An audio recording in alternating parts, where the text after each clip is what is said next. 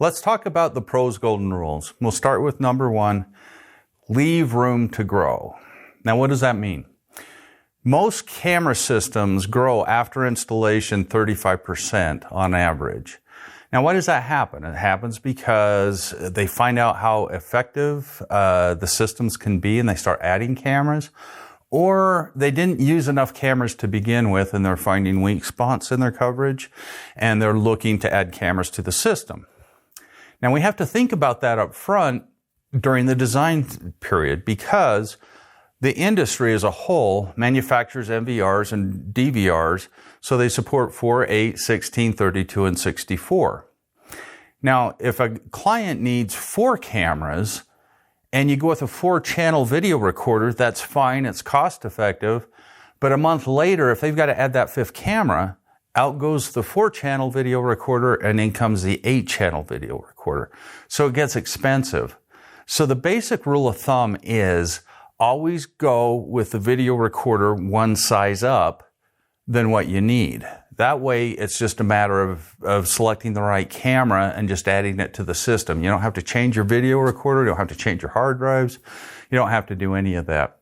So, for example, if you've got a client that's got 4 cameras, your choices are to go with a 4-channel video recorder, but we recommend that you recommend to them an 8-channel video recorder for growth.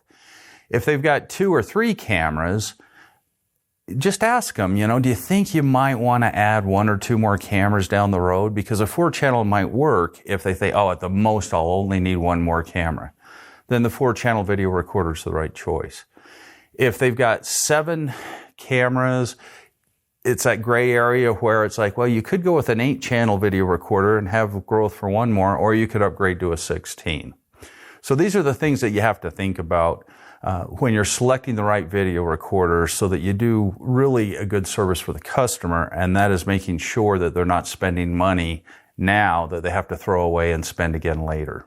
Okay, the pro's second golden rule, selecting the right lens. There's one distance that's really key to this, and it's really easy for you to select the right camera if you follow this simple golden rule, 60 feet.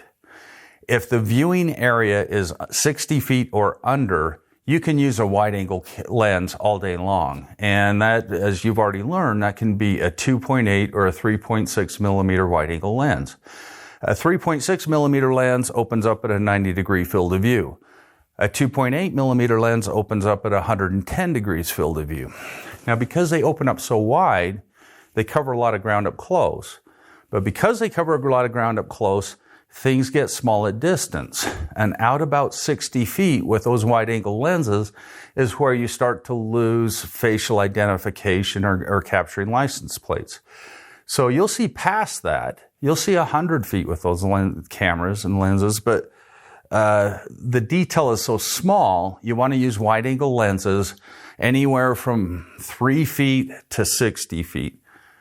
Past 60 feet, here's just the simple part of it. If it's past 60 feet, use a camera with a zoom lens. Now, standard, the best zoom lens is a 2.8 to 12 millimeter. That'll let you open up wide up here, but also at 60, 80, or 100 feet, you can zoom it in optically through the lens. So you can zoom it in so things at distance get bigger.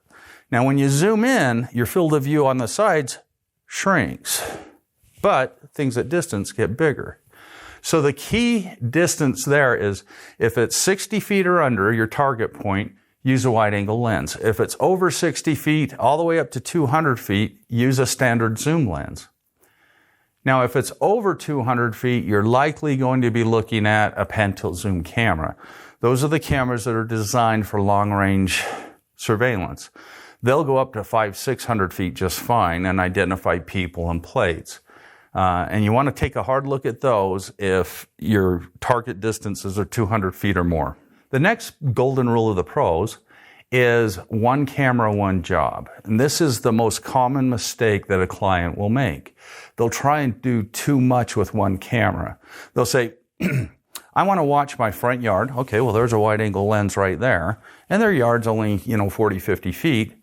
But I also want to capture plates as the car drives down the street.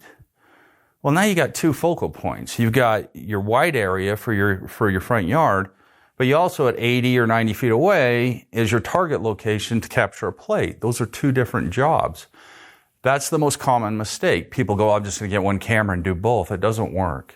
You'll get the surveillance of the yard just fine. You'll get the car just fine, but you're not going to have the detail to get the plate. So the golden rule is don't ask one camera to do the job of two. The next golden rule, pre-made cables. We've already discussed this. We have the option of using factory pre-made cables or easy spool boxes of 500 and 1,000 foot spools of cable. Pre-made cables are kind of smart if the client intends on installing the system themselves, because the fittings are factory made and put on. So you know they're going to work great. The cable's going to have no problems at all. The customer just has to pull the cable from the video recorder to the camera. The problem is you have to get the distances right. So you have to measure the distance from the video recorder to the camera, and you also have to remember to go up or down any walls that the cable might have to do to get to that location. That's your distance. Let's say, for example, that comes in at 85 feet. Well, you can't use a 75-foot cable, so you jump up to a 100-foot cable. That's fine. You always want it to be longer. It can't be shorter. It can't be 5 feet short because these cables don't stretch. So, you know, if you need 80 feet, you buy a 100-foot cable. If you need 110 feet, you buy a 150-foot cable. Now, that leaves excess cable. And again, that's okay. You simply just coil it up and leave it where it's not seen. You can leave it in an attic. You can leave it behind a credenza where the video recorder is. You can push it back into a wall. But you have to deal with that excess cable. But the benefit is the customer doesn't have to put the factory fittings on. Now, if the customer is comfortable putting the factory fittings on, or you're quoting it with professional installation, then you use the bulk boxes of cable.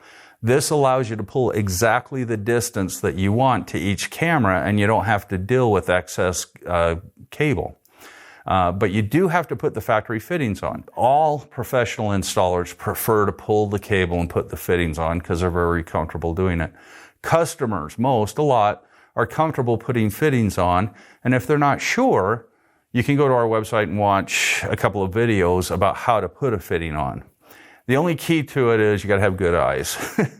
Cat 6 cable is made of 8 23 gauge conductor wires, and they all are color coded, and so you have to have good enough eyes to be able to get all 8 of those conductors in the right line as you slide them in the cable. That's really the hard part. But, so golden rule, use pre-made cables if the customer's doing the installation and they're uncomfortable with fittings. Use the bulk cables, 500 and 1,000 foot spools, when they are comfortable or a professional is going to perform the installation. Those are the basic pros golden rules. They apply to everything. You can break them if you want. They're rules, they're not laws. But if you follow these rules, you won't make design mistakes. You won't ask one camera to do too much. You won't get the cables wrong. It's really just basic, and it helps you design a system. Remember that 60 feet and under or 60 feet and over. That's the key distance that directs you to the right camera and lens for that camera's location.